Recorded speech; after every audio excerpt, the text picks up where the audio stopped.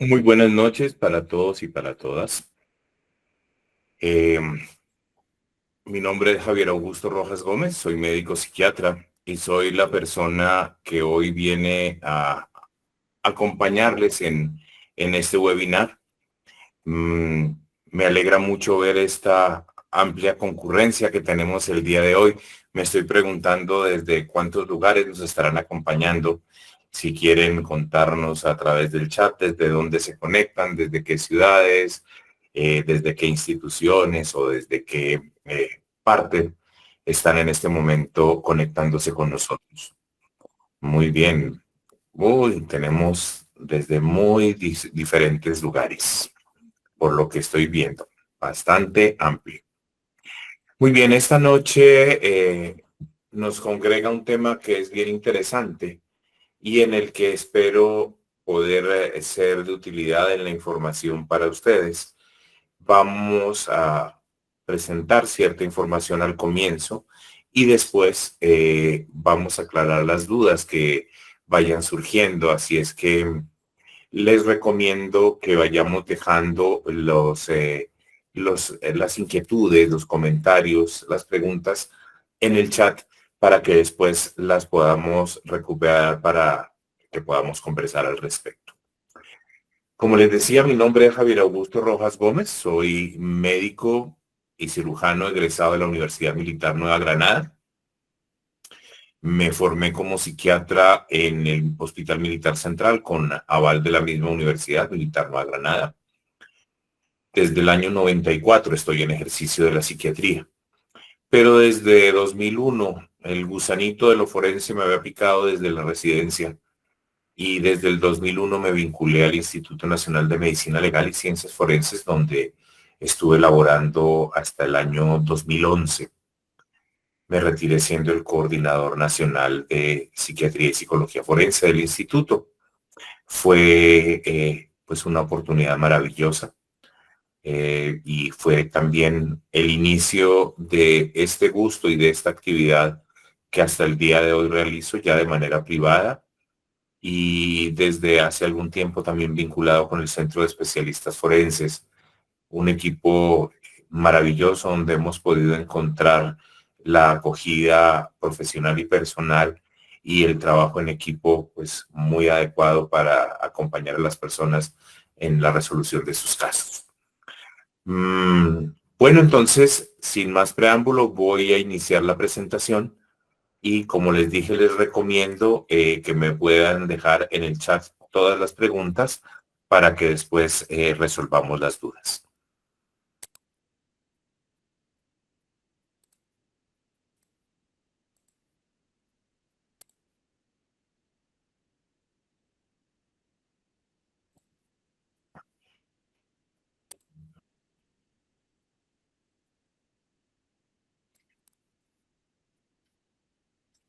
Em, Espero que ya se esté viendo la presentación. ¿Me puede alguien confirmar si se está viendo ya la presentación? Sí, se está Sí, viendo. señor Doc, buenas noches. Muy Sí, buenas señor. noches. Buenas Sí. noches, doctor. Bueno, muy bien. Cordial saludo, doctor, excelente. Muchísimas gracias. Entonces, ¿cuántas veces hemos encontrado estas preguntas o estos planteamientos en la vida diaria para los que ejercen la bella profesión del derecho?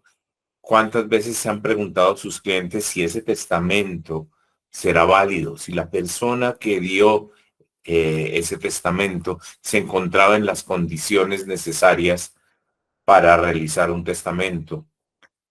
¿Cuántas veces como médicos, como psiquiatras, eh, hemos tenido que preguntarnos si una persona en realidad repartió en vida o le robaron todo porque alguien se aprovechó de sus condiciones para hacerse con unos bienes?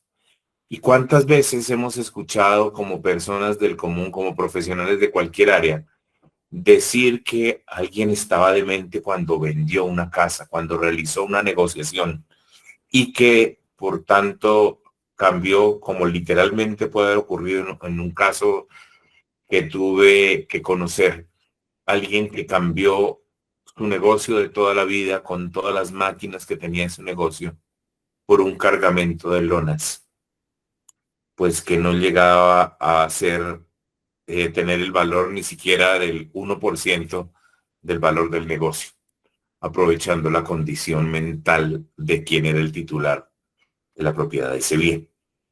Entonces, aunque el énfasis principal va a estar en este tipo de conflictos, tenemos que enmarcar la situación dentro de un fenómeno macro, y es lo que tiene que ver con la aplicación de la psiquiatría forense en algunos procesos civiles. Por supuesto, no en todos, porque sería demasiado amplio para abordarlo en un webinar.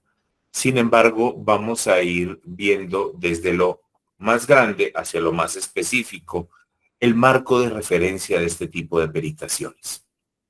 Es aquí donde entra en juego la aplicación de la justicia, la función del perito dentro de ello, la exploración de las funciones mentales para poder abordar todo esto. El aporte de la psiquiatría forense, el rol del psiquiatra forense es muy amplio potencialmente dentro del ámbito civil, independientemente de que en algunas ocasiones no se le use con la frecuencia que debería. Y en gran medida eso se debe al desconocimiento de muchos de los actores del proceso.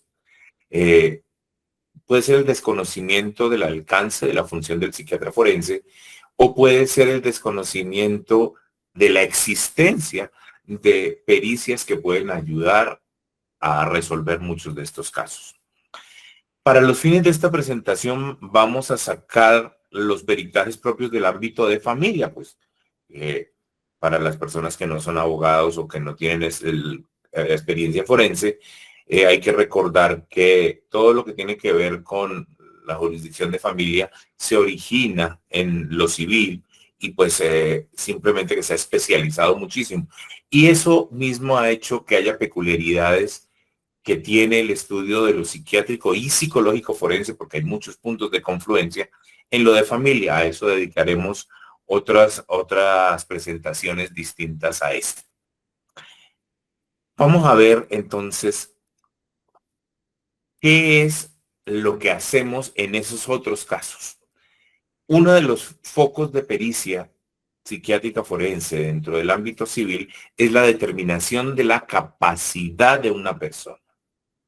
Es la capacidad mental de alguien para un momento dado y para la realización de un acto específico.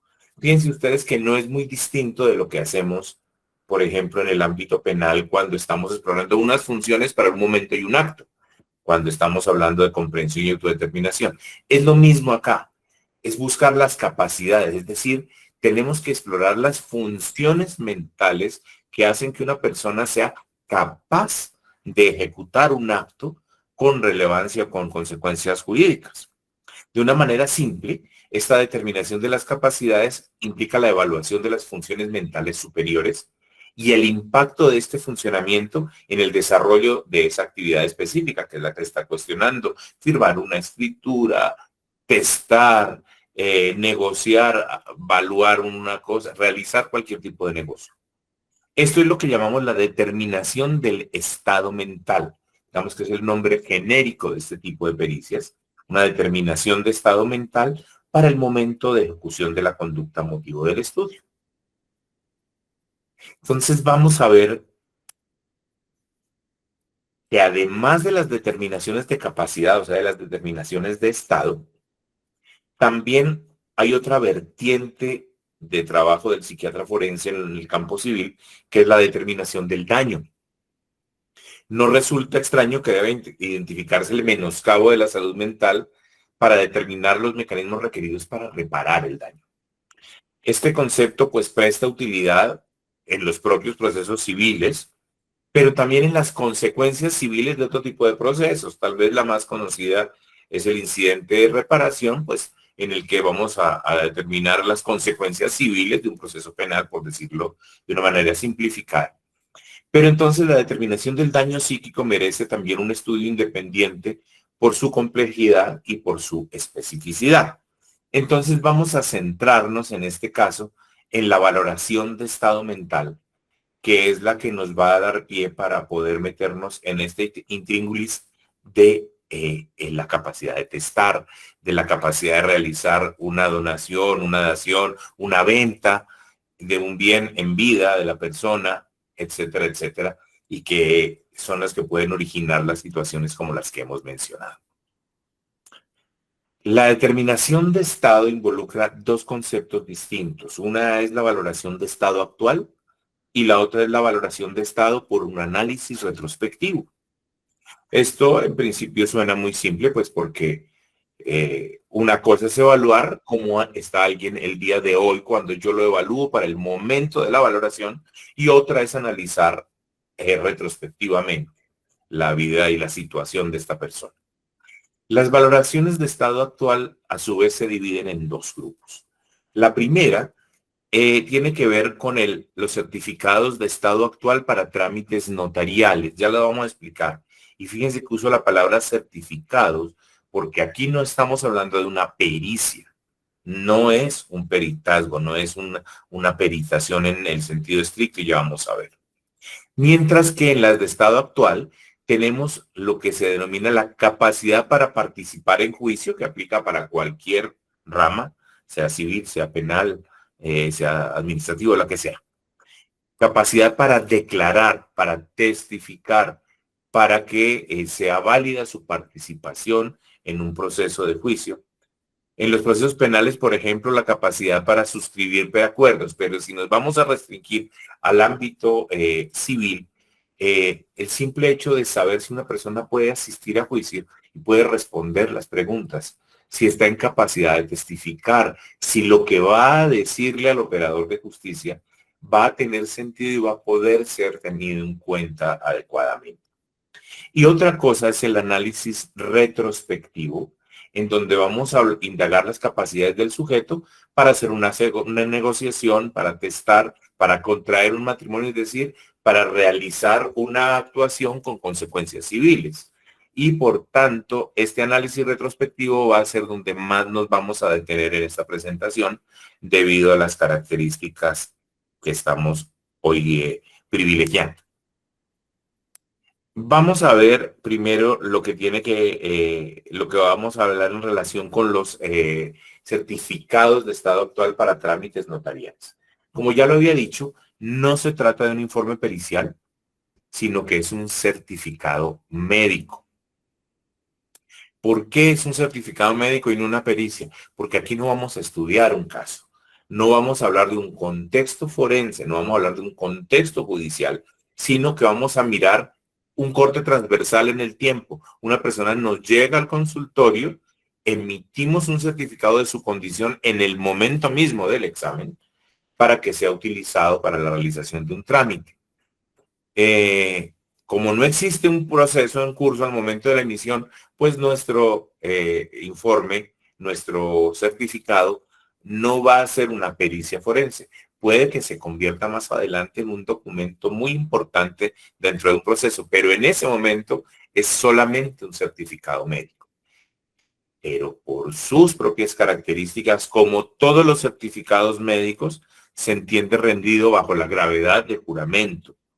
Por tanto, las personas que de manera inescrupulosa extienden este tipo de certificaciones para favorecer una actuación fraudulenta, una actuación ilegal, se exponen a las consecuencias de ese acto como cualquier profesional de la salud que emita un certificado, porque siempre se entenderá rendido bajo la gravedad del juramento. Este tipo de certificado no requiere ni formación ni experiencia forense. Puede ser emitida por un clínico. Los notarios generalmente solicitan la valoración de un psiquiatra o eventualmente de un neurólogo. ¿Y por qué la solicitan? Porque desde que desapareció la figura de la interdicción y no tenemos todas las personas que tienen patología mental recibiendo los apoyos judiciales, todavía no se les ha designado un apoyo judicial, pues porque se encuentran en una situación de discapacidad desde el punto de vista mental. Cuando el notario tiene dudas, prefiere curarse en salud, sabiendo que aunque se presuma que todos estamos sanos, En este caso, con las personas mayores o que están aquejadas por alguna patología, para tranquilidad del notario y para saber que no se está realizando una actuación irregular, solicitan esta valoración. Entonces, cualquier psiquiatra clínico, neurólogo, puede emitirla. ¿Por qué tiene prelación quizá una certificación de un médico sobre la de un psicólogo? Primero porque se requería que fuese un psicólogo clínico o un neuropsicólogo para que fuese tenido en cuenta adecuadamente por el notario, muy seguramente. Pero de manera más importante, porque hay muchos casos en que la patología médica que subyace a la condición del paciente puede no hacer tan evidente la afectación desde el punto de vista de un examen mental muy simple, sino que tocaría acudir a ciertos paraclínicos y por tanto tendría que haber una formación médica para poder interpretar y darle este certificado a la persona. Muy bien.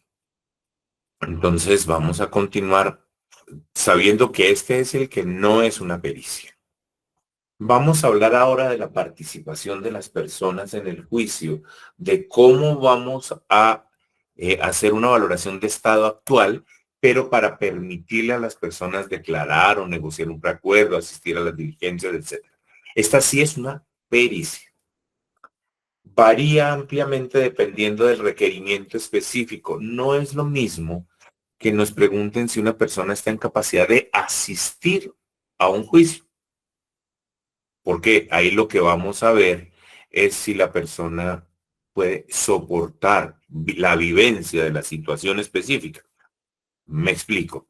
Una persona que tiene un trastorno de ansiedad de características fóbicas y específicamente una fobia social, tener que hablar en público, expresarse en público, asistir a la diligencia, le puede generar una afectación en su salud mental.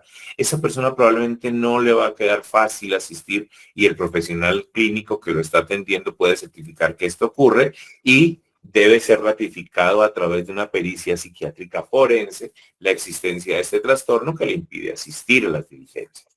Pero no es lo mismo explorar la capacidad de asistir a una diligencia que la capacidad de testificar, de declarar.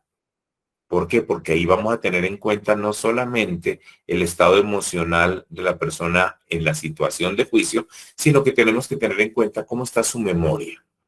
Si su memoria se puede traducir en un discurso que sea coherente, que sea inteligible.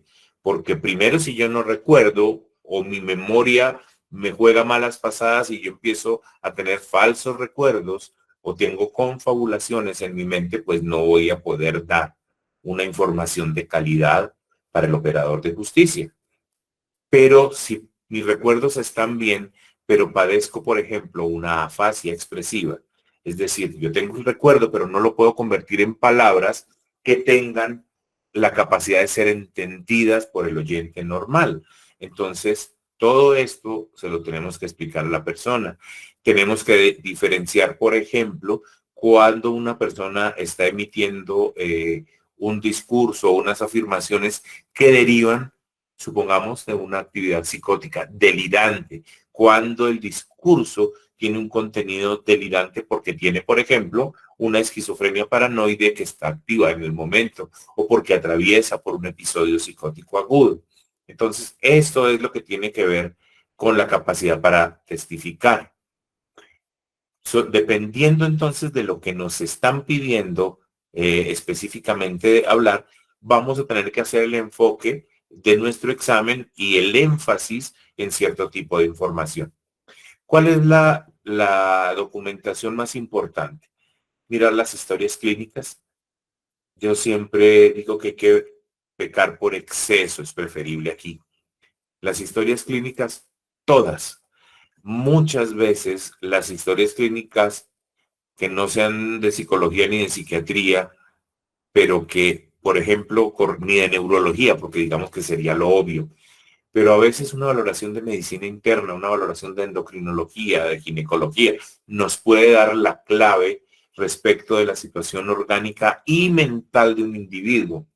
Entonces es mejor poder revisar la historia clínica en su totalidad Y por supuesto tenemos que revisar el contexto procesal.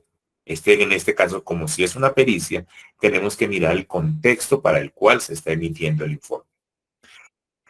En las particularidades de la valoración, pues vamos a hacer un énfasis diferencial en distintos aspectos históricos. Por ejemplo, si la persona tiene que testificar respecto de cómo realizó la venta de una finca o cuál fue el tipo de negociación que se hizo hace 10 años, y esta persona desde hace 7 años tiene un cuadro amnésico dentro de por ejemplo, de una demencia de Alzheimer que se encuentra en curso. ¿Es posible que una persona en esas circunstancias pueda recordar cosas remotas? Sí, claro que sí. ¿Es posible que pueda evocar cosas con precisión de hace 20, de hace 30 años? Pero es posible que las que han ocurrido en los últimos 5 o 7 años ya no tanto. Y es probable que pueda evocar algo que ocurrió hace 30 años, pero no lo que ocurrió, lo que comió esta mañana en el desayuno. ¿Por qué? Porque la afectación, dependiendo de la historia natural de cada patología, va a ser diferente. Entonces, el énfasis que vamos a hacer dentro del análisis y dentro de la valoración, o incluso dentro del examen mental, voy a privilegiar el pensamiento, voy a privilegiar la memoria, voy a privilegiar la capacidad de juicio. Nuevamente, el foco va variando dependiendo de lo que nos están pidiendo realizar. Muy bien. Entonces ahora vamos a entrar a las más interesantes, porque aquí el factor retrospectivo es el que nos va a marcar la pauta. Ya no vamos a estar hablando de una valoración de estado actual, sino que vamos a devolvernos en el tiempo, a mirar la capacidad retrospectiva de un sujeto para una actuación de relevancia judicial. Y aquí yo quiero aclarar que aunque la podemos encontrar en contextos distintos como penales, civiles y de familia, aquí vamos a enfatizar en lo que es el motivo que nos concentra el día de hoy, que nos hace elaborar esta reunión en la que vamos a compartir con ustedes. Y vamos a plantearlo a partir de 3 situaciones hipotéticas. Yo creo que todos hemos conocido alguna de ellas. Una persona consulta porque su familiar fallecido hace unos meses no dejó bienes. No dejó bienes porque unos años atrás, cuando ya padecía supuestamente de una patología mental grave, hablemos de una demencia, hablemos de un trastorno delirante crónico, algún trastorno, una patología mental grave, deteriorante, o que tiene ciertas características de avance en el tiempo, ya muy avanzada. En ese momento resulta que vendió por 3 pesos sus bienes a fulano, sutano o perencejo, quienes, aprovechando la cercanía que tenían en ese momento, se hicieron con esos bienes a un precio irrisorio. Yo creo que todos hemos visto esa situación. Pero a veces la persona que nos consulta es el único familiar que ha estado cuidando. Yo lo veo con los tíos en muchos casos. Un adulto mayor aquejado de unas múltiples enfermedades y que no tiene hijos, no tuvo hijos, no dejó otros herederos, y resulta que de sus sobrinos, solo uno o una de esas sobrinas o sobrinos le cuidó, estuvo pendiente de todas sus cosas, le acompañó, lo tuvo durante mucho tiempo, por ejemplo, en su casa, cuidándole. Y este adulto mayor, a pesar de su enfermedad, dice, mire, como usted es la persona que me quería cuidar y que fue la persona que se preocupó por mí, yo quiero heredarle todos mis bienes a usted, que fue la persona que me cuidó y se preocupó por mí, y hace un testamento y le deja sus bienes a esta persona. Pero resulta que esta persona, después de la muerte del causante, nos llega porque el resto de sobrinos que jamás le cuidaron están diciendo que se aprovechó de las condiciones mentales de ese abuelito, de ese tío o esa tía para hacerse con sus bienes. Ese es el caso número 2. El caso número 3 es algo que he visto con muchísima frecuencia. Y es que, tristemente, cuando hay una persona que tiene una enfermedad deteriorante, que no ha sido, en la época en que había interdicción, que nunca fue declarada interdicta o que se declaró tardíamente interdicta, o que todavía no ha accedido a los apoyos judiciales como es la figura que existe actualmente, porque la familia no consideró que era necesario realizar este tipo de proceso. Y lo fueron manejando un poco olímpicamente, un poco folclóricamente. Alguien se hacía cargo, venga, préstame la tarjeta, yo voy y le retiro la plata, yo le pago sus cosas, de aquí pagamos tales y cuales cosas. Y resulta que mágicamente de pronto una persona resulta dueña de esos bienes, o como ocurrió en una ocasión, su cuidadora, que era una persona enfermera auxiliar, que había sido contratada para acompañar a esta persona mayor con bastante patología mental y con patología física, resultó que se habían casado y que habiendo obtenido por vía de matrimonio poder sobre sus bienes, cuando los hijos de esta persona se dieron cuenta, ya habían sido vendidos los bienes. Yo creo que todos conocemos casos así. De eso es que vamos a hablar y de cómo puede la psiquiatría forense ayudar a aclarar un poco la situación y a servir como una herramienta importante, no la única, por supuesto. A mí el asunto de las pruebas reinas nunca me ha gustado porque me parece que es además falso, es ilusorio. Claro, puede ser una prueba de muchísimo peso, pero nunca va a funcionar sola. Tiene que darse en un contexto probatorio. Entonces, este análisis de capacidad retrospectiva, como decíamos, tiende a mirar en un momento del pasado la actuación de una persona que en este momento ya falleció. Pero también podemos ver el análisis retrospectivo de la actuación de una persona que, aunque está viva, ya perdió todas sus facultades mentales y en este momento está supremamente deteriorada y no nos puede contar de una manera confiable qué fue lo que le ocurrió hace 4 o hace 5 años.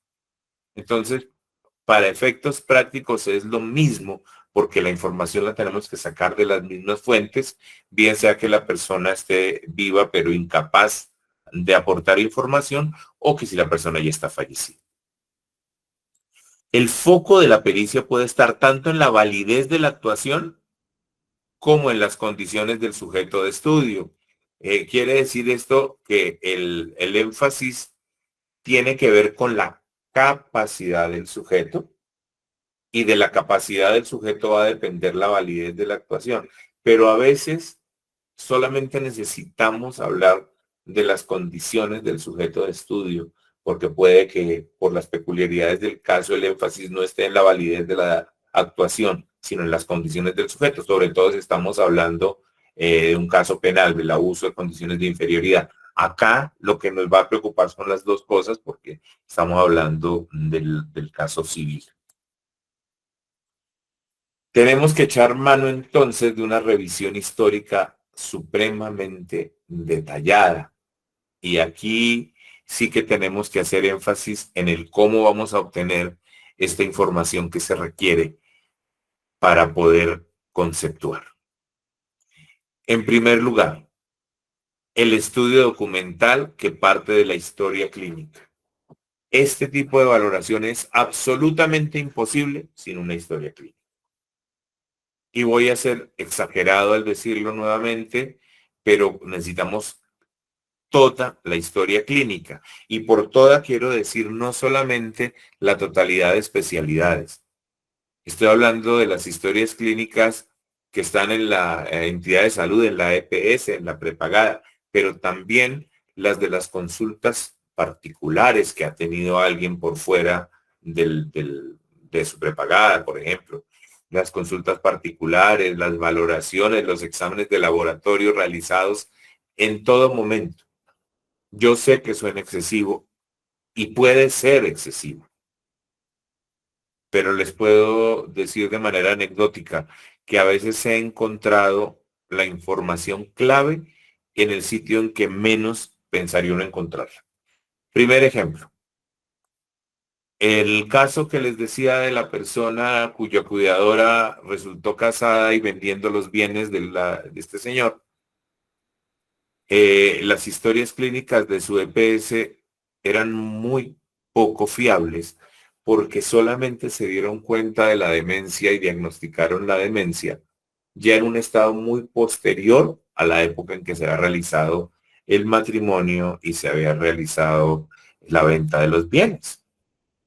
Es decir, el diagnóstico de demencia aparecía casi que 4 años después de la celebración de esos actos jurídicamente, pues que tenían relevancia judicial.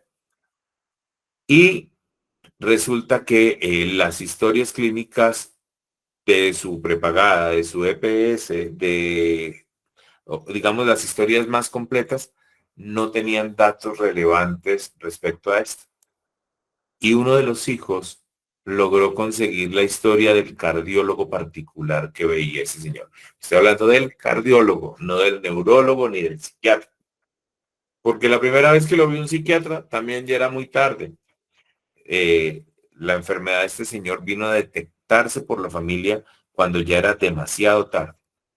¿Qué pasa? Que entonces cuando miramos la historia clínica del cardiólogo, que era un señor mayor que no tenía sistematizadas las historias clínicas estaban escritas a mano, eso es una pereza leerlas, pero resulta que ahí estaba la clave. Pudimos demostrar que desde 2 años antes de la celebración de ese matrimonio, las características clínicas y las descripciones muy acuciosas, los médicos de antaño pues tendían a hacer historias clínicas muy completas.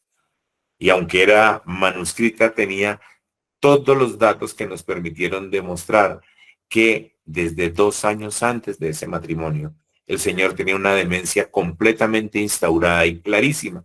Las anotaciones del cardiólogo eran maravillosamente detalladas. Si no se hubiera conseguido esa historia manuscrita, no se hubiera podido sacar ese caso adelante. Ejemplo 2. Hay personas que no le dan mucha relevancia a las notas de enfermería y se limitan a estudiar las evoluciones médicas. Cuando estamos estudiando una historia clínica es importantísimo ver también las anotaciones de enfermería. ¿Por qué? Porque mientras el médico, cuando hay, por ejemplo, una hospitalización, el médico va una o máximo 2 veces en el día a hacer la valoración y se tarda 5 a 10 minutos con el paciente examinando lo que le interesa examinar. Y eso sí, pues pone la nota y registra los datos del examen. Pero resulta que el personal de enfermería está 24 horas al día pendiente de un paciente y dejan en las clínicas, normalmente hay 3 turnos, y en cada turno dejan las anotaciones de cómo estuvo durante ese turno el paciente en sus diferentes áreas.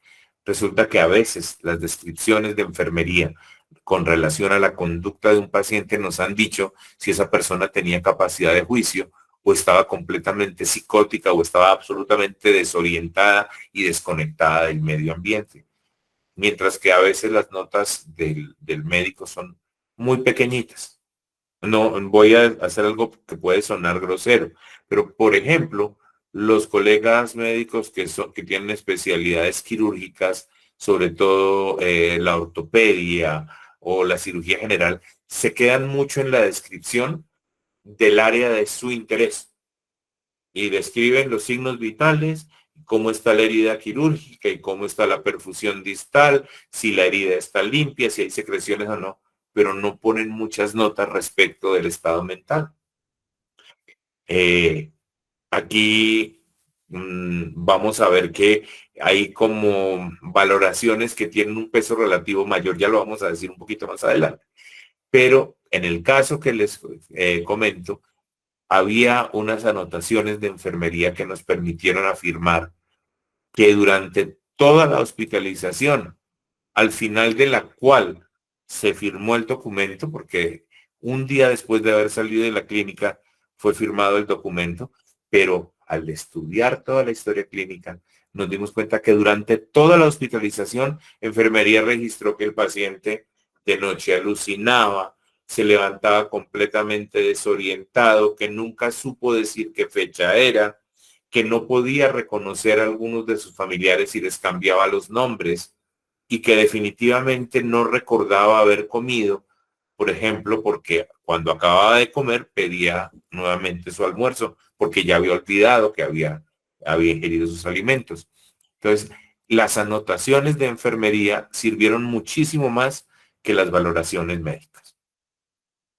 El estudio del contexto procesal, pues es también importantísimo, porque allí vamos a ver los requerimientos de tiempo y vamos a entender cuál es la función específica que se espera que evaluemos. Sí, porque una persona podría, por ejemplo, tener su función de memoria alterada, pero conservar la capacidad de juicio. Entonces, tenemos que mirar exactamente qué es lo que para el proceso particular se requiere que evaluemos. Como les había dicho, las particularidades en el análisis de la historia clínica nos imponen también una relevancia y un peso relativo de las valoraciones. Yo pienso que las más importantes son las de las especialidades que se fijan mucho en las funciones mentales. Estoy hablando de psiquiatría, de psicología, de neurología. Pero también medicina interna, fisiatría, tienden a hacer muy buenas valoraciones de estado mental. Hay que buscarlas con prelación. No quiere decir que no miremos las de las áreas quirúrgicas, no, hay que mirarlas todas. Pero van a tener una relevancia mayor y mayor capacidad de dar información las especialidades o las áreas del conocimiento cuyo objeto de estudio tiene que ver más directamente con las funciones mentales. La historia clínica también nos va a permitir evaluar los patrones temporales de la afectación. Por ejemplo, podríamos encontrar que una determinada persona no tiene una buena capacidad de juicio en varios momentos de la historia clínica y aparece que está desorientado, que no tiene conciencia de la enfermedad, que no sabe que tiene que tomar un medicamento. Y entonces decimos, está el juicio alteradísimo. Pero resulta que no estamos mirando que eso solamente ha ocurrido en una persona que, por ejemplo, padece una diabetes, que solamente ha ocurrido eso durante el momento en que está presentando un cuadro hipoglicémico, por ejemplo, porque se excedió en la dosis de insulina o, por ejemplo, porque se había puesto la insulina y olvidó comer a la hora que le tocaba, hace un episodio de hipoglicemia y durante la hipoglicemia la persona puede tener una completa alteración de sus funciones mentales, pero una vez se recupera su condición glicémica, es una persona completamente normal, con buena capacidad de juicio, con buena capacidad para intervenir, para tomar decisiones. Entonces no nos podemos quedar con que hay la afectación si no identificamos el patrón temporal de esta afectación. Hay otras patologías que sí son permanentes o persistentes, mientras que hay otras que son por definición transitorias.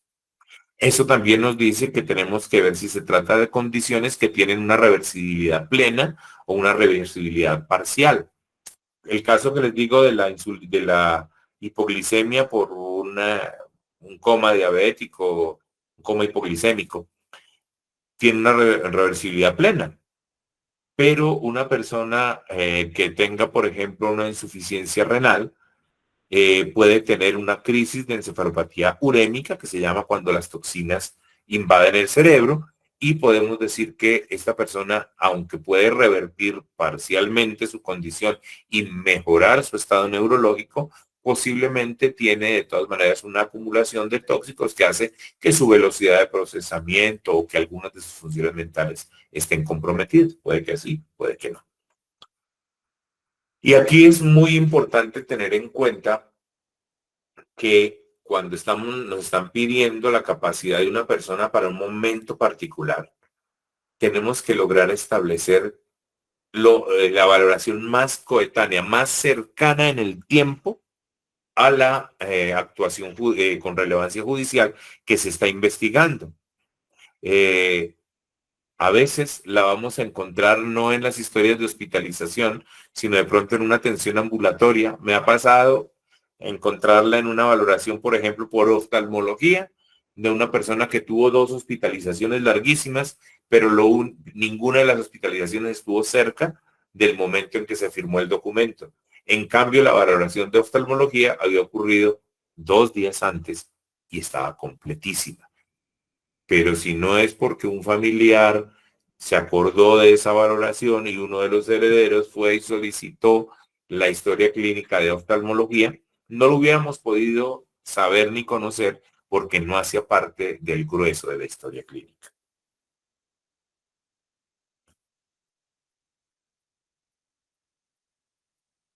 ¿Qué otra información relevante podemos obtener dentro de ese estudio documental? Las entrevistas y testimonios que estén obrando en el proceso. ¿Por qué? Porque muchas veces estos testimonios nos complementan, nos corroboran o nos refutan lo que nos ha dicho la historia clínica. Por ejemplo, podemos tener el relato de los colaboradores inmediatos, de los empleados de una persona que realizó determinada actuación en un momento y resulta que el mismo día en que realizó esa actuación, el mismo día pudo haberle hecho una llamada a uno de las personas que administraba sus negocios o a un empleado de confianza para darle una instrucción muy sensata respecto de algo. Entonces, que alguien haya podido identificar la situación, hacer un diagnóstico situacional, tomar una decisión y darle la orden a la persona adecuada para que se ejecutara eso que estaba pidiendo que se hiciera, nos habla de la conservación de su capacidad de juicio, de sus capacidades cognitivas, pero también de las volitivas. Y eso nos va a servir para corroborar, confirmar o descartar lo que la historia clínica nos haya dicho paralelamente. Los documentos fílmicos o grabaciones de audio, esto es bien importante, no siempre nos lo aportan, no siempre se ve, pero a veces tenemos grabaciones de audio, por ejemplo, mensajes de WhatsApp hechos por audio que son coetáneas con la situación que se está investigando. A veces una conversación nos puede dar luces a los psiquiatras que hacemos la valoración y nos van a permitir a su vez ilustrar al juzgador respecto de las funciones mentales de esa persona. Por ejemplo, si en una grabación una persona dice, oiga, imagínese que voy a necesitar hacerle tal cambio de tal pieza a mi carro porque pasó tal cosa. Hombre, qué contrariedad porque me habían hecho una revisión recientemente y no encontraron ese asunto. O me robaron ese día o hicieron una valoración muy superficial. Así es que voy a pedir el favor, fulanito, yo no estoy en condiciones de llevar el carro ahorita, pero por favor llévenlo a tal taller a que me den una segunda opinión porque en esa persona yo sí confío. Si ustedes escuchan eso, están viendo que entiende la situación de contexto, que está tomando decisiones comparando lo histórico con las posibilidades que tiene para la actuación y está dando las instrucciones correctas. Tenemos que concluir que esta persona tiene preservado el juicio. Y si tenemos este audio respaldando lo que las historias clínicas nos han dicho, pues va a tener una contundencia mayor. A veces tenemos grabaciones de video y resulta que con 1 o 2 días de diferencia tenemos a la persona participando en una reunión familiar y la vemos hablar, hacer el brindis, dirigirse a las demás personas, la vemos actuar, moverse. Podemos inferir cosas si se logra demostrar, pues obviamente se han sido legalmente incorporadas y si se logra probar que son coetáneas con la actuación de relevancia judicial. Cualquier otra actuación temporalmente asociada donde podamos inferir la preservación de las funciones mentales o la ausencia de las funciones mentales o el compromiso de las funciones mentales nos va a servir para poder corroborar o confirmar esto que le vamos a decir al juez con respecto del estado para ese momento.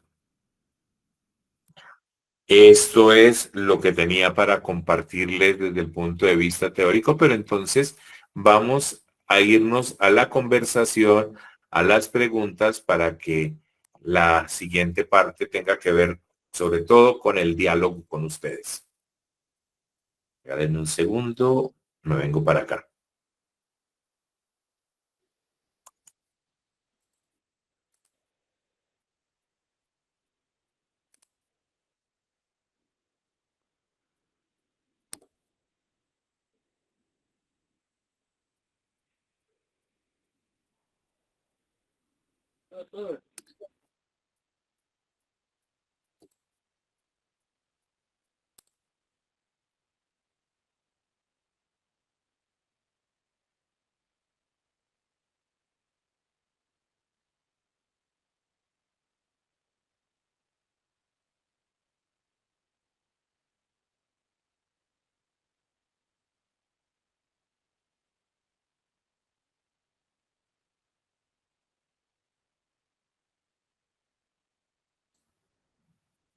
Perdonen ustedes, se me salió de la reunión, pero ya logré reconectarme. ¿Me están escuchando? Sí, señor doctor. Sí, doctor, sí, lo escuchamos. Muchas gracias. Qué pena, me salí sin querer. Me salí sin querer, pero bueno, ya pudimos regresar. Vamos a revisar entonces en el chat para ir respondiendo las preguntas y mirar cómo conversamos.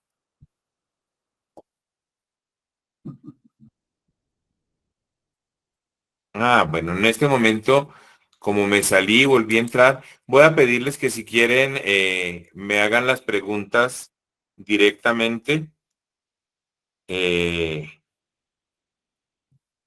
Doctor, es que ya han levantado la mano varios. Sailor Claros. Médico, buenas noches. Muchas gracias, maestro, por enseñarnos el día de hoy. Considero que los psiquiatras son médicos también y usted es doble médico, entonces. Doctor, ayúdeme por favor con esta inquietud. Entendí la dinámica respecto de que el examen clínico que se solicite, pues ustedes, los profesionales de la salud y la psiquiatría, examinan médicamente la situación del momento en el que se haga el examen. Pero quiero preguntarle, ¿qué tanta probabilidad hay de que rápidamente esa situación clínica de una persona examinada cambie drásticamente? O sea, que pase de estar, perdóneme la expresión, no soy médico, completamente loco a que ya está cuerdo, por ejemplo, o que está completamente insano a que ya medianamente sano. No sé si me expliqué bien con la pregunta, doctor. Sí, doctor. Y bueno, empiezo por aclarar algo. Los psiquiatras siempre somos médicos, porque la psiquiatría es una especialidad de la medicina, como la cirugía, como la medicina interna o como cualquiera otra. Entonces, sí, esa es la gran diferencia entre los psicólogos y nosotros, que los psiquiatras somos primero médicos. Y yendo al foco de su pregunta, esa valoración de estado actual, que sería la que hacemos en un certificado para fines notariales, por ejemplo, sí puede variar, pero no con la velocidad que estamos previendo. Por ejemplo, una persona a la que usted evalúa en su consultorio y tiene una condición mental adecuada, una condición mental en general buena, es probable que al menos en los próximos días, incluso meses, por eso generalmente le dan un tiempo de un mes, algunas personas dicen, no, no tanto, digamos que una semana. Podría uno pensar que no cabe esperar un cambio tan drástico.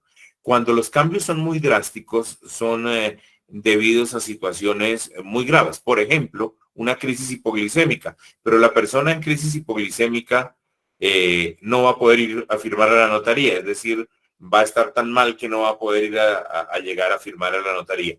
Usted lo vio bien, pero se enfermó al otro día o en unas horas después, hace una crisis hipoglicémica, lo van a atender en el hospital, pero eso se va a solucionar y va a estar bien dentro de 2 días.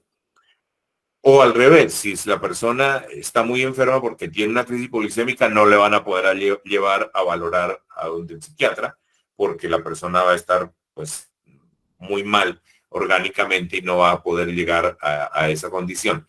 Un estado de tipo mental funcional, por ejemplo, una persona con un cuadro psicótico, no puede estar psicótica hoy y mañana no estarlo. No, eso sí no es posible.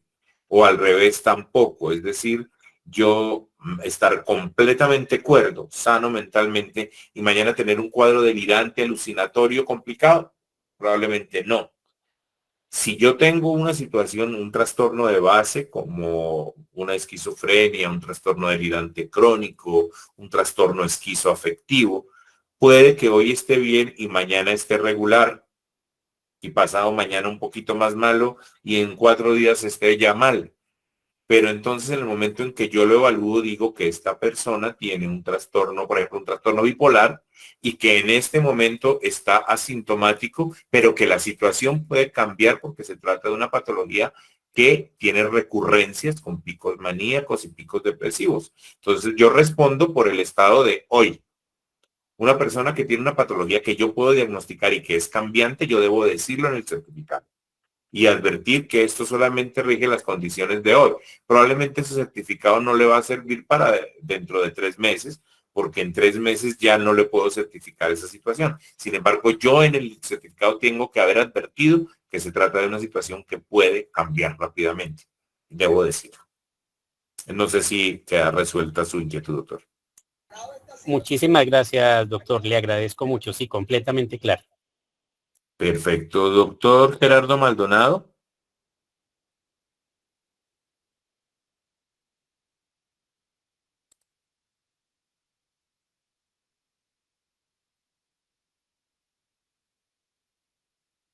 El doctor Gerardo Maldonado tiene levantada la mano. No, pero estoy No le logro escuchar, doctor. escuchando claramente, doctor, tranquilo. Ah, Te escucho. ahora sí, ahora ya le escuché. Que no escuché su pregunta, doctor. No, qué pena, fue que levanté la mano, pero Ah, por accidente. por accidente, pero la respuesta que usted está dándole al doctor que le preguntó ahí. Muchas gracias. Perfecto. Doctor Jorge Luis Recuero.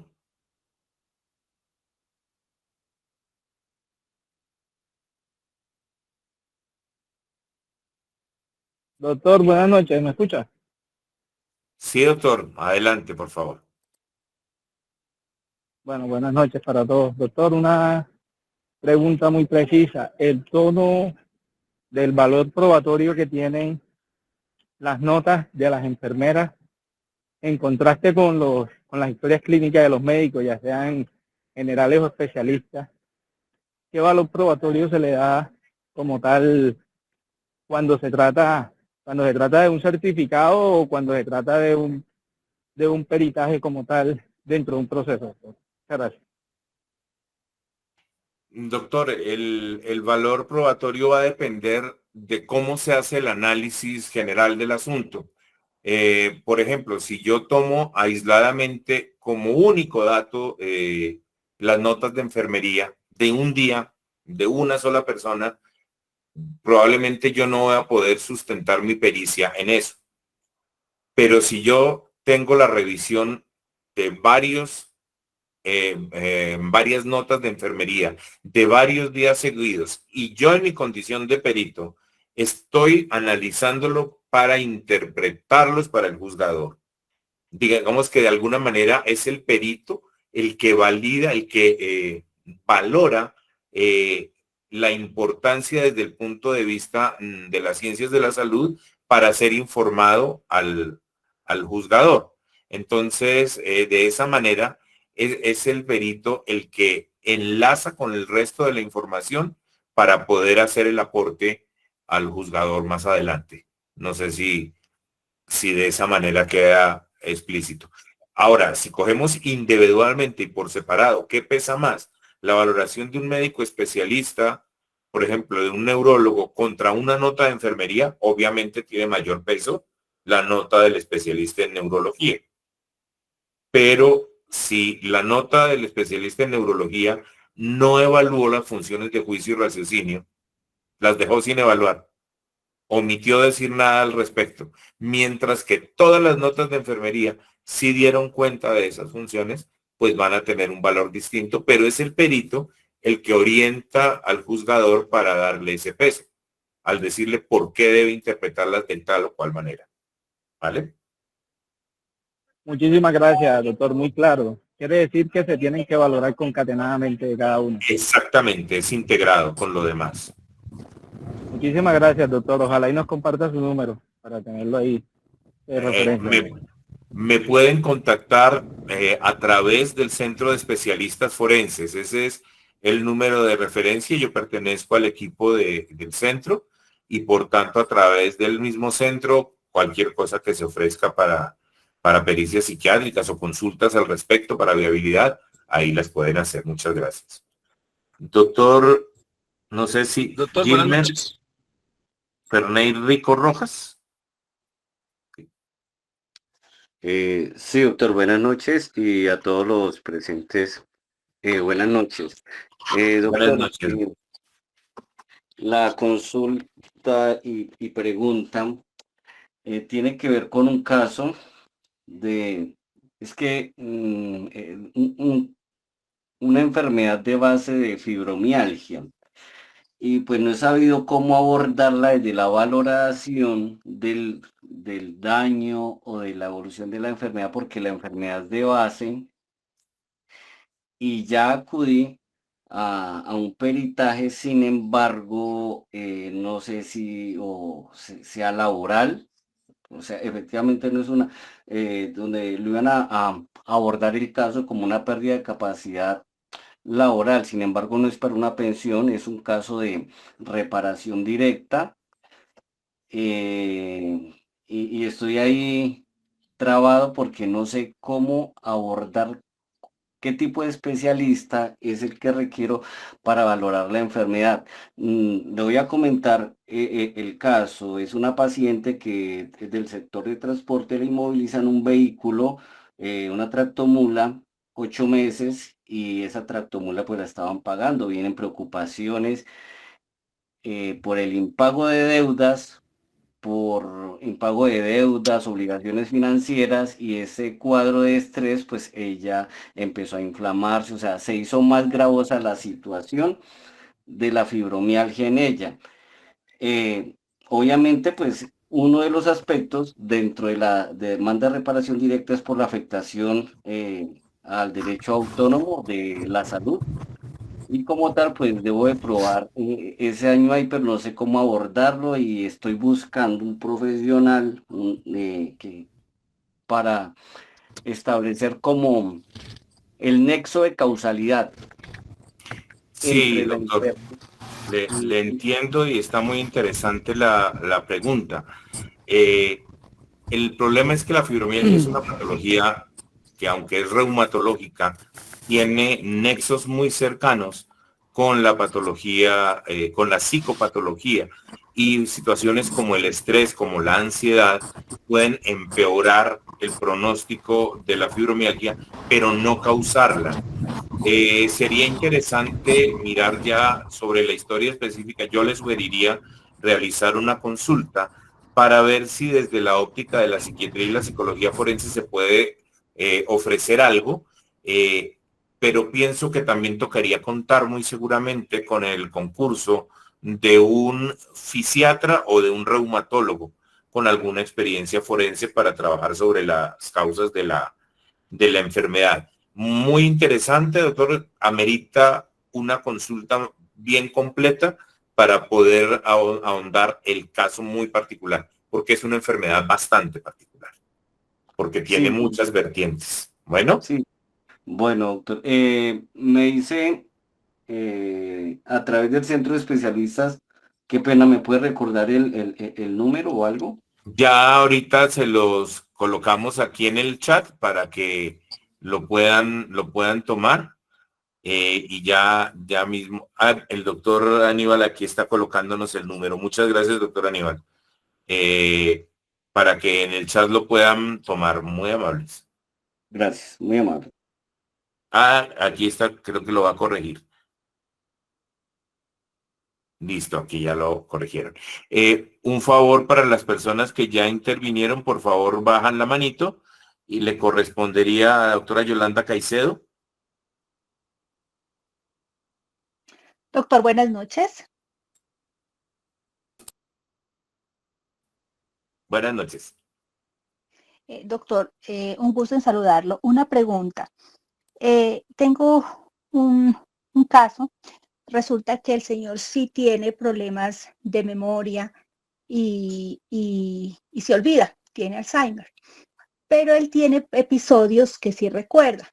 ¿Qué pasó con él? Él tiene unos bienes los ha donado a unos sobrinos, otros bienes a una hermana. Él hay momentos que dice, no, yo nunca les he dado nada, pero hay otros episodios que él dice, sí, yo les di eso, dejémosles ahí. Ahora se va a solicitar la adjudicación de apoyos.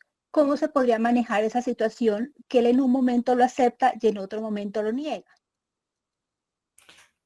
Doctora, muy probablemente por el momento de la evolución de su patología, ya estamos en un punto donde esta persona no va a aportar una información útil en el estado actual. ¿Por qué? Porque ya su compromiso de memoria está haciendo que a veces diga que sí o a veces diga que no. Ahí lo crucial sería mostrar cómo estaba la condición en el momento en que hizo esas operaciones. Es decir, nos tocaría remitirnos a las historias clínicas de la época en que eso ocurrió. Porque en este punto el solo relato de él no nos va a servir, porque ya tiene tanta afectación de memoria que no es confiable lo que diga. Entonces nos toca decirnos en un estudio retrospectivo a la época específica en que fue realizada esa operación y tratar de encontrar las valoraciones, las historias clínicas que correspondan más con la época en que eso se llevó a cabo para saber si estaba en uso de sus facultades o no. Perfecto, doctor. Mil gracias. Con gusto. Doctor Rubén Darío Jiménez.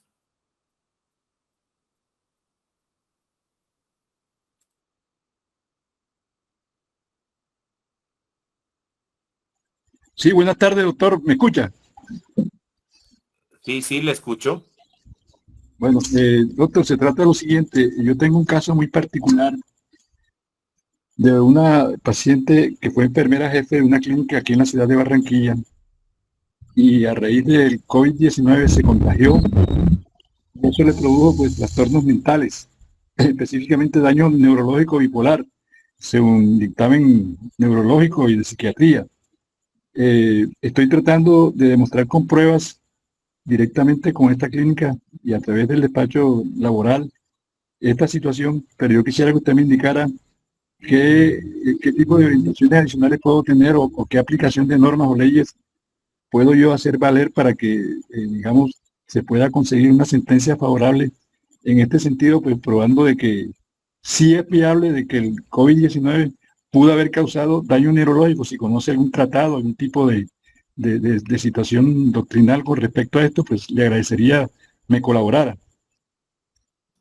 Doctor, este es también un caso complicado. ¿Por qué? Porque si bien está demostrado que el COVID-19 tiene capacidad neurotrófica, es decir, que puede buscar al sistema nervioso y generar daños neurológicos. Eso está plenamente demostrado. Pero si el diagnóstico es un trastorno bipolar, también la literatura científica nos muestra que el origen del trastorno bipolar no es una enfermedad viral de aparición en la edad adulta, porque el origen del trastorno bipolar es primordialmente genético. Se necesita una predisposición genética, aunque no haya familia directa afectada, pero muy probablemente si miramos el árbol genealógico de esta persona, tiene que tener una patología familiar de base, así no estén muy cerca las personas afectadas. Entonces, lo que podría eventualmente llegar a probarse es que alguien que no había desarrollado el trastorno, con el COVID se le desarrolló, pero la causalidad no sería directa, sino como un factor precipitante. Sería bien interesante mostrarlo, tratar de estudiarlo, pero es bien complejo. Es bien complejo porque, como le digo, hay enfermedades que tienen una base muy genética, muy claramente estudiada, y el trastorno bipolar es una de esas patologías. Si hubiera sido otra enfermedad, digamos un trastorno de ansiedad, un trastorno depresivo, allí caben más las situaciones no directamente vinculadas con los genes, pero es dificilísimo probar que que la causa de un trastorno bipolar haya sido una infección viral. No lo veo viable, doctor. De pronto como un precipitante sí, pero pues tocaría estudiarlo muy en detalle para mirar la historia clínica, qué tanto nos da para eso, ¿no? Y el trastorno, perdón, y el daño neurológico sí puede ser causado, digamos, por el COVID. O sea, si hay evidencia científica con respecto a eso, doctor. De daños neurológicos, sí, pero de trastorno bipolar causado por el daño neurológico, no. Por lo menos Sí, porque no que yo conozca. Sí como factor precipitante, porque hay varias patologías que se disparaban, pero preexistiendo por lo menos la base genética en los sujetos, con el COVID se vinieron a desarrollar muchas patologías. Pero ya de manera más directa, los trastornos de ansiedad y los trastornos depresivos sí se reportaron como derivados directamente de la infección por COVID, pero el trastorno bipolar no, doctor. Entonces tocaría estudiar muy en particular el caso para ver qué tanta viabilidad hay para demostrar esa influencia negativa. ¿Usted tiene consulta en qué ciudad? En Bogotá tenemos en el Centro de Especialistas Forenses, pero se puede hacer la consulta virtual a través del centro. Bueno. Nos regala un correo electrónico, por favor, doctor. Ahí fue el número del WhatsApp a través del cual se puede realizar el contacto. Ahí está en el chat, doctor. Y el 318-516-4899. Ese mismo creo que fue 318-712-8534. Ese. Ese mismo, doctor. Bueno, listo. Cualquier cosa yo estaré en contacto con usted para hacer un análisis en profundidad, como usted dice. Muchas gracias, doctor. Excelente. Claro que sí. Muy buena noche. Dice aquí Lex Legal León.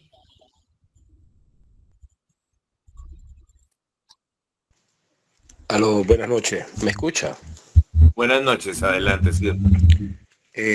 Yo tengo 3 preguntas muy particulares. La primera, usted mencionaba de que un paciente no puede estar hoy bien, mañana mal desde el punto de vista psiquiátrico. Mi pregunta es la siguiente. En los casos, por ejemplo, de una tormenta tiroidea, que hay una psicosis secundaria, una tormenta tiroidea, ese tipo de pacientes no pueden perder su estado mental o su salud mental de un momento a otro. Esa sería la primera. La segunda, ¿cómo se puede probar la demencia senil en caso de pacientes, por ejemplo, o personas de la tercera edad que están pretendiendo enajenar sus bienes, ¿no? Y la tercera es, ¿el psiquiatra forense se remite a alguna normativa internacional a la hora de hacer algún tipo de evaluación psiquiátrica forense en un juicio penal? Es decir, o simplemente hace una evaluación a su leal saber entender por la ley ARTI, o tiene que hacerlo bajo alguna normativa, algunos parámetros internacionales. Esa es mi pregunta. Gracias. Muy interesantes las 3, doctor. Vamos a ver si las logro recordar en el orden. La primera, una patología como una tormenta tiroidea. La tormenta tiroidea es un fenómeno en el cual una persona que presenta un cuadro de hipertiroidismo puede presentar una descarga de todas las hormonas tiroideas que afecta el funcionamiento de todo el cuerpo, pudiendo producir un episodio psicótico, un episodio maníaco, pero que también puede producir patología cardíaca, patología a diferentes niveles. Como yo decía, no es usual que un trastorno funcional psiquiátrico cambie de la noche a la mañana, pero hay cuadros que cuando existe una patología de base en que es susceptible de alterarse, de cambiarse, el psiquiatra que hace la valoración de estado tiene que advertir, esta persona tiene, por ejemplo, un hipertiroidismo que está en tratamiento con tal cosa. Su condición mental puede variar de acuerdo con la patología de base y por tanto la valoración positiva o negativa se restringe a este momento en que yo lo estoy valorando. En las que hay una patología conocida que justifique una situación como la del hipertiroidismo o el mismo trastorno bipolar que decía yo, si esta persona puede cambiar de estado relativamente rápido, pero una persona que padece, qué sé yo, cualquier patología, donde una epilepsia de difícil manejo, puede que hoy esté muy bien, pero que después de que entre en una serie de convulsiones continuas, tenga una afectación de sus funciones mentales. Pero yo tengo que anotar que padece una epilepsia y que por tanto su condición mental el día de hoy está bien, pero que está sujeta a las variaciones de su patología de base. Entonces, ese tipo de casos tenemos que dejar siempre especificado que la persona tiene tal o cual condición que puede cambiar rápidamente. Ahí sí tiene usted toda la razón. Y yo insisto en que debe ser reportado por la persona. La segunda, de pronto es la tercera porque es la que recuerdo en este momento más fácil. Los diagnósticos psiquiátricos no se rigen solamente por el parecer del psiquiatra. Tenemos que ceñirnos a los criterios diagnósticos de las clasificaciones internacionales vigentes y aceptadas. En este momento, las dos más aceptadas son la Clasificación Internacional de Enfermedades en su edición 11, CIE 11, aunque Colombia todavía está en la transición entre el 10 y el 11. Pero digamos que la Clasificación Internacional de Enfermedades, CIE, es una de esas clasificaciones aceptadas. Y la otra, en el ámbito de la psiquiatría, es el DSM-5, que es el que está vigente en su versión revisada y que corresponde a la clasificación de psicopatología que realiza la Asociación Psiquiátrica Americana. Esa clasificación DSM-5 es de aplicación internacional. Entonces yo no puedo decir, por ejemplo, y le agradezco su pregunta porque es algo que vemos mucho, no solo con el tema de las demencias, sino que, por ejemplo, alguien puede diagnosticar muy alegremente y de manera irresponsable que fulano de tal, porque tiene unas pesadillas, ya tiene criterios para un trastorno de estrés postraumático. Resulta que los criterios para diagnosticar un trastorno de estrés postraumático son 8. Y los 8 criterios deben cumplirse para que yo pueda diagnosticar. Y debo decir, cumple el criterio 1 por tal y tal cosa. Porque, por ejemplo, en el estrés postraumático, cada uno de esos 8 criterios tiene a su vez subcriterios que exigen, debe cumplir 2 de 5, debe cumplir 3 de 6, bueno. Entonces, yo tengo que decir, respaldarme en una relativa objetividad. Sabemos que la objetividad absoluta no existe, pero la enunciación de un diagnóstico psiquiátrico es algo que es supremamente delicado y yo no puedo diagnosticarla solo por mi parecer, sino tiene que estar ceñido a ello. Pero además, la forma en que yo realizo la pericia en Colombia está reglamentada por los protocolos y guías complementarias que ha expedido el Instituto Nacional de Medicina Legal y Ciencias Forenses. Eso nos aplica a todos los psiquiatras forenses del país, no solamente a los del instituto. Y son requisitos mínimos, no son los grandes requisitos, pero mínimamente debo cumplir con esos requisitos para poder peritar dentro de Colombia. Y ya me acordé cuál era la otra pregunta. La persona que padece una demencia, hago el comentario además, ya no usamos la expresión demencia senil, porque la expresión demencia senil insinuaba que las personas, por el hecho de tener una edad mayor, tenían demencia, y eso no es cierto. El envejecimiento normal no conlleva demencia. Puede llevar algunos déficits cognitivos muy, muy ligeritos, muy suavecitos, pero que no alcanzan al nivel de demencia. Entonces, digamos que una persona que está desarrollando una demencia de cualquier tipo, sea Alzheimer, sea vascular, cualquiera de los 20 y pico tipos de demencia que existen, y la persona pretende enajenar sus bienes y necesitamos saber si esa persona está en condiciones de hacerlo, lo correcto sería poder demostrar a través de un proceso, cuando los apoyos judiciales no son solicitados por la misma persona, se puede solicitar a través de un juez para que se ordene cierto tipo de exámenes. ¿Cómo se va a llegar al diagnóstico? Se necesita una valoración por psiquiatra o por neurólogo, pero además una confirmación del estado de las funciones mentales a través de unas pruebas neuropsicológicas que nos digan cómo está la atención, cómo está la memoria, cómo están las capacidades ejecutivas, es decir, la planeación, la inhibición, etcétera. Son una serie de parámetros que deben ser cumplidos para diagnosticar de una manera objetiva este tipo de patologías, porque es algo muy, muy serio. Espero que hayamos podido responder las preguntas, doctor. Doctor Germán Luna Herrera.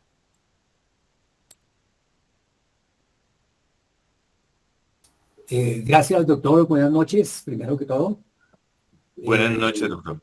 Doctor, la preguntita es acerca de, por ejemplo, se tiene ya del paciente o en el caso de nosotros, el cliente, que tiene una certificación en la que indica pues que tiene problemas mentales, pero con la peritación, esa certificación se puede desvirtuar y en tal caso el médico que emitió dicha certificación tendría repercusiones, porque eso pudo haber afectado de alguna manera al paciente o al cliente por haber dado esa certificación que se pudo desvirtuar después en una audiencia.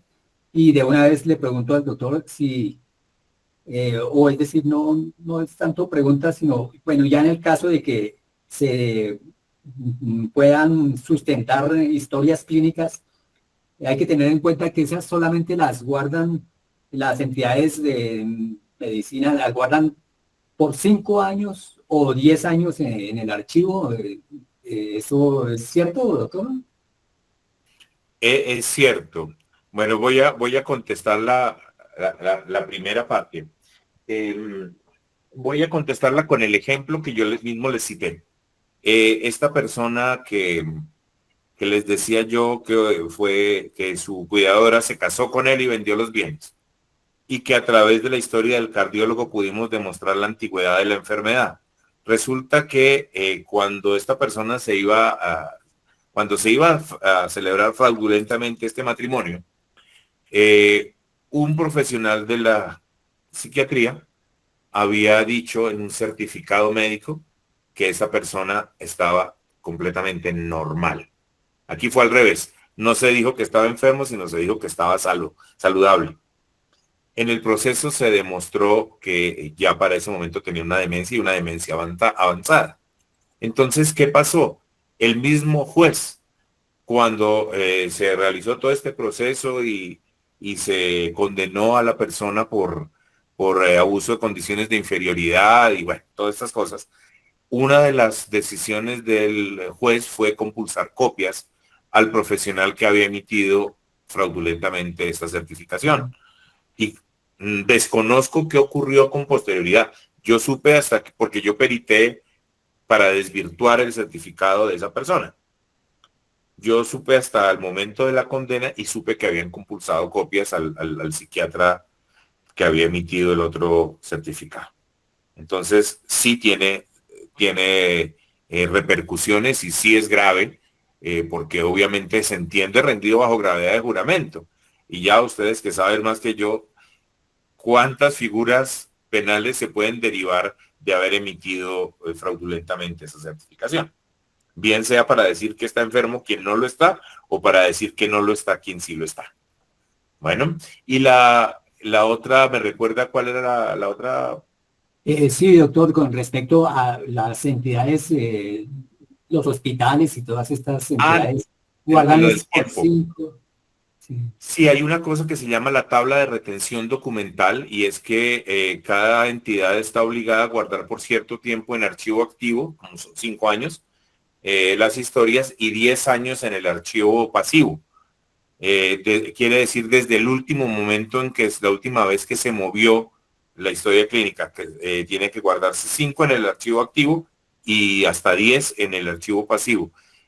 Por eso es tan importante obtener relativamente pronto, después del fallecimiento de las personas, las historias clínicas, obviamente de manera legítima, ¿no? Pues las personas que pueden acceder a esta información de manera legal. Claro. Gracias, doctor. Sí, muy Con amable. gusto. Doctor Rubén Darío.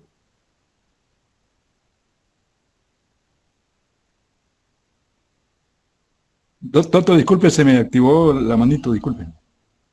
Perfecto. Entonces me queda a ver quién está con el número 2. Doctora Marcela. Doctor, buenas noches. Buenas Doctor, noches. una pregunta referente a un señor de 92 años con 19 hijos de diferentes madres. El señor está vivo con tipo Alzheimer. El señor y los hijos están tratando con una sociedad en comandita simple para él cederle sus acciones y cederle sus bienes a los 19 hijos de las diferentes mujeres y a los hijos de los fallecidos. Ellos pueden hacer ese procedimiento sin un certificado médico o pueden avanzar en ese proceso o posteriormente al fallecimiento del señor hay algún problema. Quisiera preguntarle eso, porque el caso es real. Doctora, y, no, y los hijos hubo un no momento saben en qué que hacer. hubo un momento en que perdí el audio y entonces no le escuché muy bien qué es lo que los hijos pretenden hacer, porque esa fue la parte que no le escuché bien. Los hijos pretenden que el señor ceda sus bienes a todos, sus acciones de unas empresas que tiene y todos los bienes y el dinero en este momento de la vida del señor. Entonces hay unos 4 que dicen, no, eso es un despropósito, pero hay otros que dicen que sí, que hay que hacerlo. Y están ahí en ese tire y afloje, y yo quisiera que usted en este momento aproveche esta charla para que usted por favor nos oriente para saber por dónde nos vamos. Por favor, Doctora, pues se me ocurre solamente un camino, y es que los hijos que consideran que él no está en condiciones de seguir manejando por su demencia sus bienes y que quieren que se tome alguna acción, podrían iniciar la solicitud para que se le asignen apoyos judiciales. Sería ordenada la valoración por el juzgado y tendrían que determinar si el señor está o no está en condición. Y por supuesto la misma persona tiene el derecho de opinar en caso de que sí necesite apoyos judiciales, va a tener el derecho, porque así lo prevé la valoración de apoyos judiciales, de decidir quiénes de sus allegados son quienes van a brindarle ese apoyo. Entonces, se puede hacer, pero es un proceso un poquito demorado, porque los apoyos judiciales son muy rápidos y expeditos cuando hay acuerdo por parte de la persona a la que se le va a asignar el apoyo. Pero cuando no es con la voluntad de la persona es muchísimo más difícil, ¿no? Pero se puede. muchas gracias, doctor. Muy amable. Jenis Beltrán Chamorro.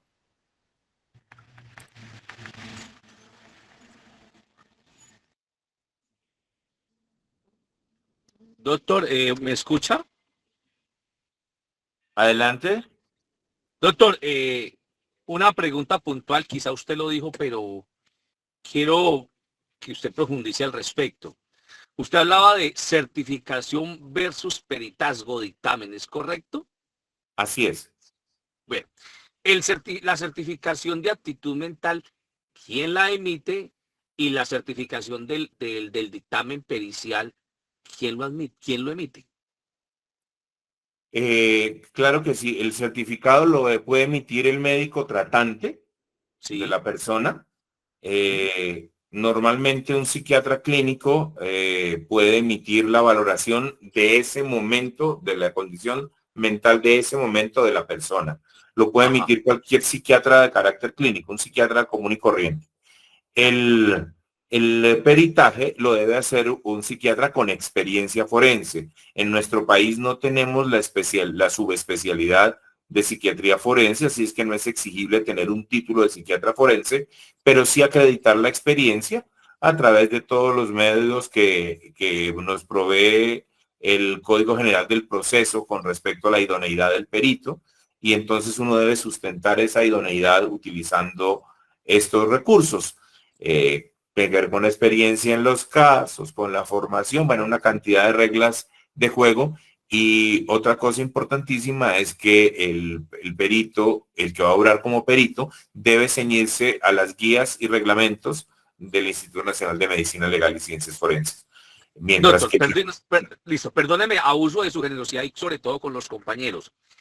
Coca-Cola mata tinto, entonces un certificado puede ser desvirtuado o sí, desvirtuado, confirmado por un dictamen pericial. Por supuesto. Por supuesto que sí, porque tiene una profundidad diferente y además porque mientras el uno es el análisis del estado en un momento en la vida, el peritaje tiene un contexto forense, un contexto procesal y un contexto histórico de revisión de historia que no tiene el otro. Claro que sí. Bien. Gracias, Doc. Pues desde ya le tengo un trabajo y solamente es a tema de exposición o a título de exposición académica con los compañeros. Dentro o en desarrollo de un proceso de adjudicación de apoyos,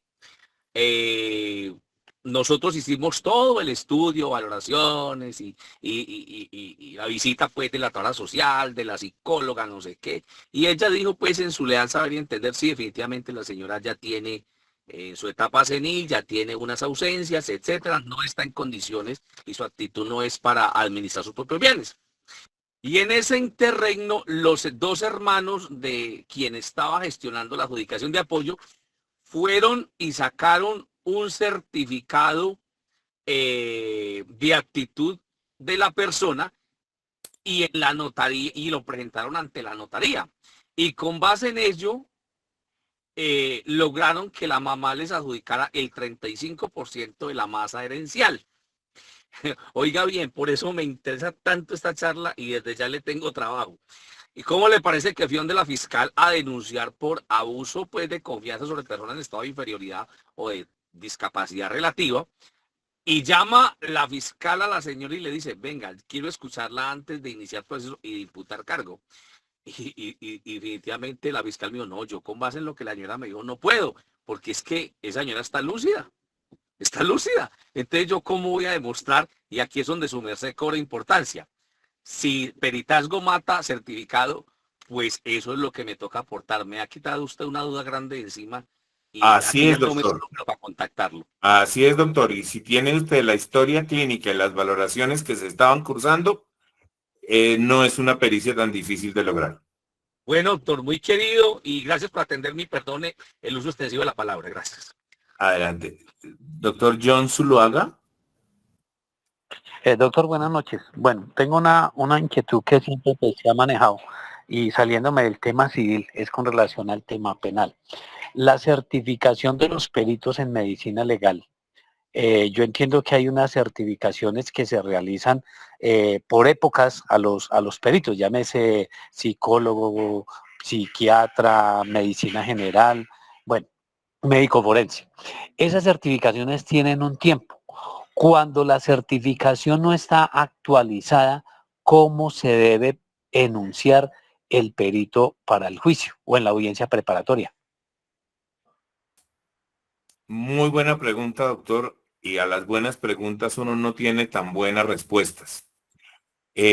Por ejemplo, en este momento, las certificaciones para psiquiatras forenses arrancaron, pero hasta ahora arrancaron. Están empezando porque tenían primero que validar el grupo que iba a certificar y después de ahí empezar a certificar a los psiquiatras de todo el país.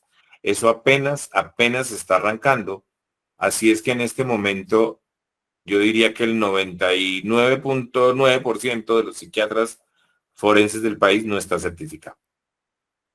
Entonces toca, lo que yo entiendo es que van a tener que primero terminar de hacer operativo todo el asunto y que empiece a girar la certificación de peritos para que después pueda dársele regularidad y se haga la renovación.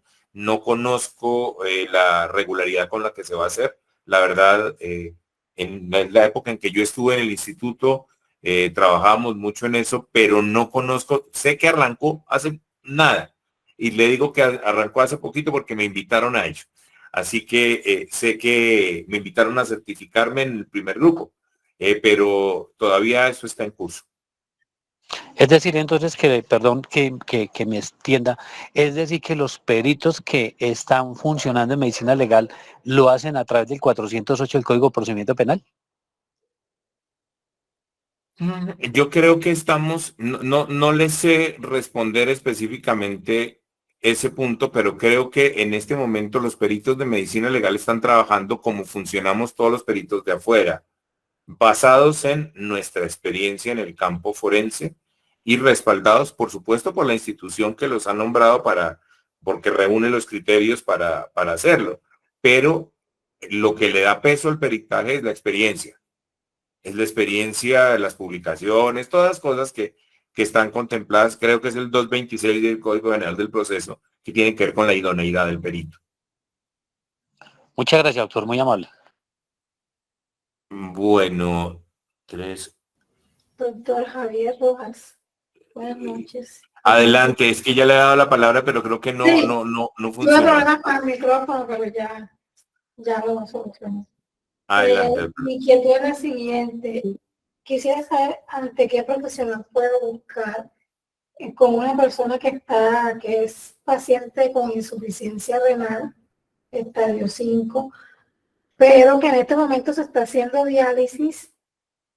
A pesar de ello, pues se supone que ya no tiene por la cuestión de la toxicidad tan pronunciada en el cuerpo, pero hay momentos que la actitud que toma, pues, da a entender a los familiares como si tuviera cambios de pronto, como picos, como subidas y bajadas, que quiere hacer negocio, quiere vender pasos. O sea, tiene un comportamiento que no es como, o sea, no es el habitual y como acelerado, pero la familia, a fin de determinar si en un momento dado está siendo afectado por la enfermedad y tiene como pues ansiedad, pues está tomando actitudes que no las tomaba como antes, como ante qué profesional acudiría la familia para a fin de determinar si está teniendo ansiedad, inclusive depresión, o si el mismo estado de salud lo está llevando a esos cambios repentinos y que de una otra forma afectan inclusive el cuidado que la persona tiene que tener para su enfermedad, sí, porque es algo que de hecho lo conlleva a deteriorarse, ¿sí? En el tiempo. Sí, doctora, le entiendo. Y el profesional idóneo para eso es un psiquiatra clínico y preferiblemente lo que se llama un psiquiatra de enlace. El psiquiatra de enlace es el que realiza el empalme entre las patologías médicas y las patologías psiquiátricas. Y entonces esa persona sería la indicada para hacer esa valoración inicial, determinar si requiere de un tratamiento psiquiátrico específico, si necesita psicoterapia solamente, acompañamiento, o si lo que necesita es un medicamento, o bueno, exactamente qué está ocurriendo, porque hay muchas patologías mentales que surgen en el concurso con la insuficiencia renal. Entonces, un psiquiatra de enlace sería el perfecto. Una pregunta, ¿un psiquiatra de enlace es el que suministra la EPS o es un psiquiatra particular que debe buscar la persona? Puede ser de la EPS o puede ser de particular. Lo importante es que sea un psiquiatra que tenga experiencia en el manejo de pacientes renales. Normalmente en los hospitales universitarios hay algunos psiquiatras que se dedican a la parte de enlace, mientras que otros se dedican a la consulta externa. Entonces, digamos que los psiquiatras de enlace en las entidades grandes están claramente definidos quiénes son los que trabajan en el área. Y puede ser, como le digo, privado o puede ser de la EPS. Perdónenme, son las 9:14. Un psiquiatra forense inclusive también, ¿sí? ¿Cómo dice? ¿Puede ser también un psiquiatra forense? Si hay un proceso legal en curso, sí. Pero si no hay un proceso legal en curso, no tiene sentido que sea un forense porque no habría contexto forense. No habría un contexto legal en el que peritar. Perfecto, Si es un gracias. contexto legal en el que se requiere, por ejemplo, demostrar la aptitud para decir tal o cual cosa, ahí sí. Pero tiene que ya haber un proceso. Para hacer negocios, por ejemplo. Sí. Sería mejor que empiecen por el psiquiatra clínico y con el certificado del psiquiatra clínico ver si vale la pena hacer una valoración de carácter forense, pero tendría que haber un proceso ya, ¿no? O Sí, que se claro. fuera a iniciar un proceso. Bueno, me da una pena terrible con ustedes, pero son las 9:15 de la noche. Debemos suspender, me van a quedar algunas preguntas sin contestar por el momento, pero les agradecería si nos las envían por escrito para ver si se las puedo responder más adelantico.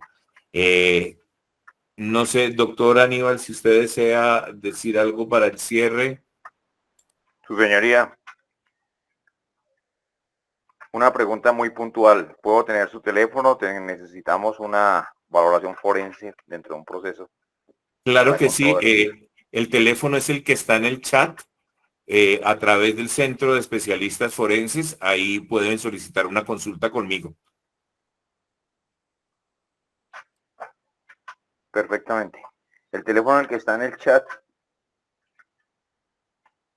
Aquí veo Aníbal Israel Navarro y Aníbal Israel Navarro, dos números telefónicos, pero no sé cuál es el suyo. El segundo número que está ahí, el 318-712-8534. Perfectamente. Bueno, muy buena noche entonces para todos. Buenas noches, doctor. Que le vaya muy bien. Buenas noches, doctor. Muchas gracias. Excelente. Buenas noches, muchas gracias. Buenas noches. Para todos, ¿no? Gracias. Y pues, excelente. Y buenas noches para todos.